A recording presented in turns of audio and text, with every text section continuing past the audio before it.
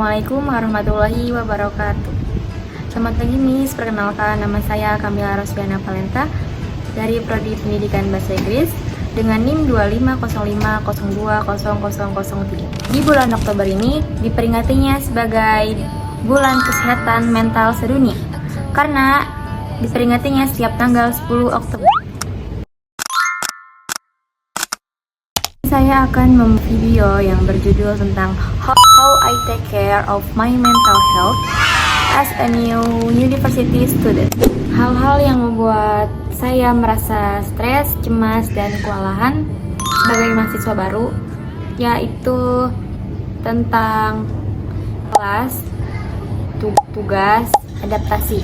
Saya melihat teman-teman saya yang beragam karakter, dan saya harus beradaptasi karena itu untuk menyesuaikan satu sama lain. Selanjutnya karena tugas, kecemasan saya karena tugas, dan saya takut juga antara saya belum sepenuhnya paham, dan karena terlalu banyaknya tugas sedikit pusing juga, lupa sama kesehatan saya, disuruh maju ke depan. Terkadang suara saya menjadi mengecil ketika saya ditanya, dan itu menjadi kecemasan saya yang harus saya ubah. Cara saya menjaga kesehatan mental saya beristirahat dengan cukup, seperti hari dimana cuma 2 mata kuliah saya pulang cepat, dan itu digunakan untuk tidur siang, seperti menabung dibuat nanti malam mengerjakan tugas ataupun mengulang materi yang besok akan dikerjakan. Berdiskusi, kurang mengerti, saya menanya kepada teman, dan kita saling sharing satu sama lain. Dia apa masalahnya yang belum dia pahami, dan saya juga.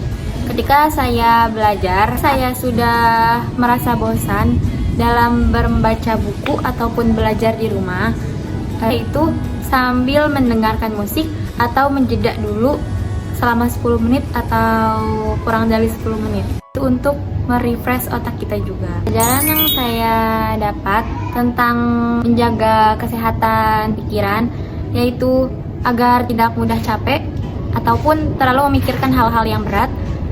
Saya mulai memikirkan hal-hal positif karena menjaga pikiran kita itu penting. Ketika kita merasa sudah capek, karena itu membutuhkan waktu yang luang kita dan waktu sendiri refreshing otak kita. Kesehatan perasaan agar tetap sehat saat belajar.